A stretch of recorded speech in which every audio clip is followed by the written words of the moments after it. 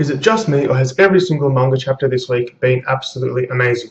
First there was Naruto, and then there was Bleach, and then there was One Piece. Like, they were all incredible, and now there was Fairy Tail. That Fairy Tail goodness. Like, wow.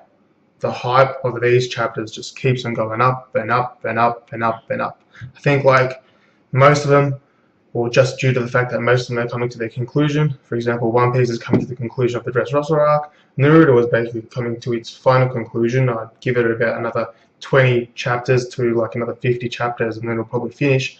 And Bleach is obviously in its final arc as well. And also Fairy Tail is also in its final arc. I mean, a lot of these great mangas are coming to their end, and it's like when they end, a lot of these hardcore fans are going to be like, what do I do with my life now?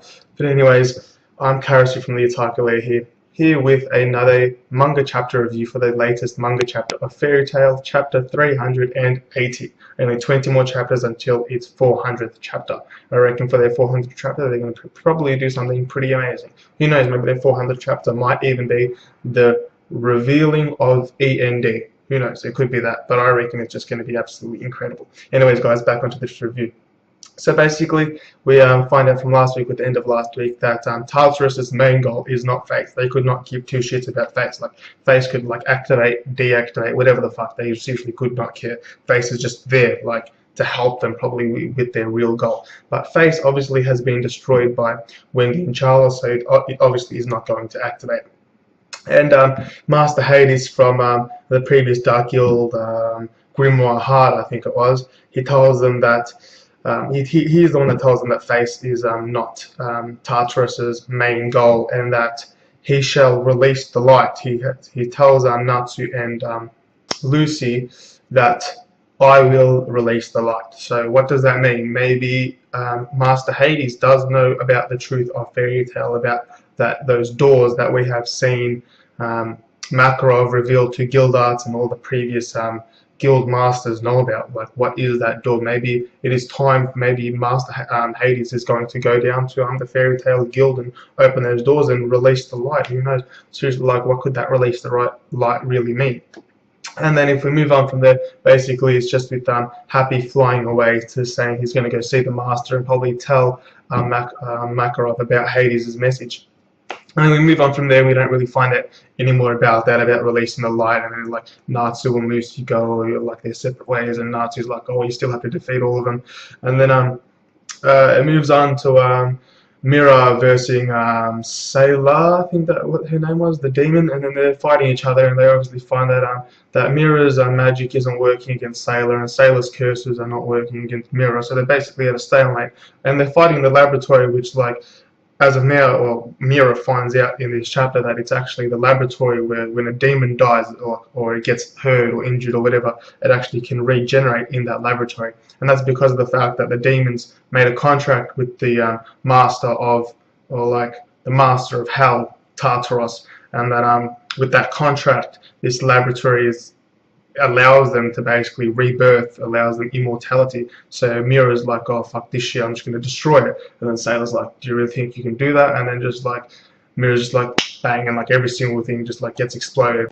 So with the laboratory basically destroyed, they move back onto the main fight between Mira and Sayla, and they both basically come to the conclusion that seeing as Mira's magic doesn't work against Sayla and Sayla's curses doesn't basically work against Mira, then basically it comes out to battle of brawn. Whoever is stronger, whoever has the most physical might, will basically be able to win. So basically Mira goes into her most powerful, one of her most powerful transformations, and then Sayla does something quite unexpected. Instead of giving a command to either Elfman or one of Mira's sister or something like that, she actually puts a command onto herself to remove her limit, so basically a limiter removal, and then with that removed, she basically unlocks.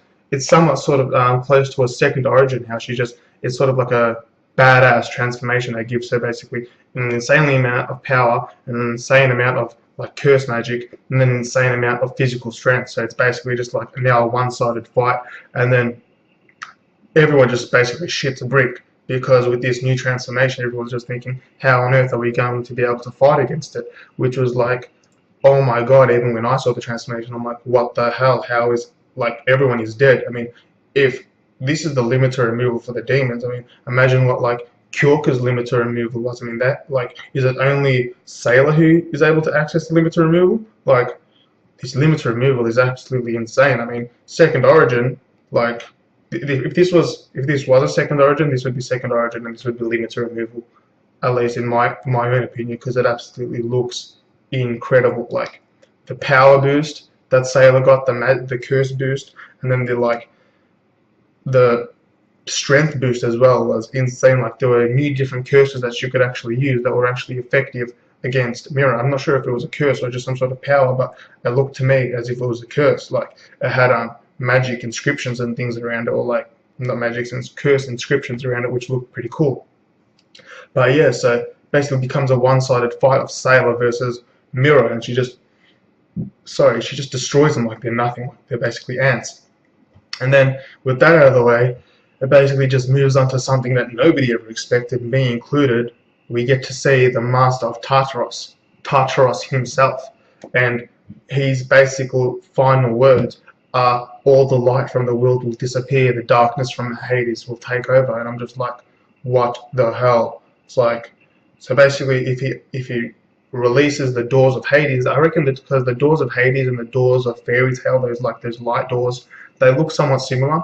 So I reckon it's probably just going to be a massive battle between light versus dark, and then like it's going to be like an incredible battle. Probably in the next 10 to 15 chapters, this battle may start, who knows, but it's just going to be on an epic scale and epic proportions. The door to Fairy Tail will open, the door to Hades will open, and then just this massive light versus darkness war will break out. I reckon it's going to be absolutely incredible. Overall, an insanely great chapter.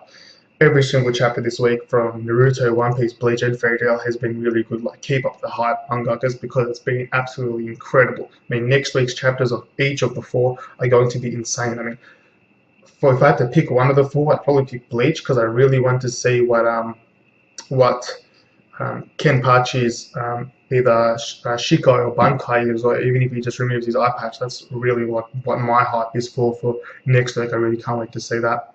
Anyways, guys, so this was my manga chapter review and a little bit of analysis of the latest Fairy Tail chapter 380. If you liked it, please hit that thumbs up, and if you'd want to see more, subscribe. I've also got my Google Plus channel. A link for it is down below. If you just want to add me, subscribe to me, or we can do like a hangout or something. It's all good for me. And as always, guys, thank you for watching.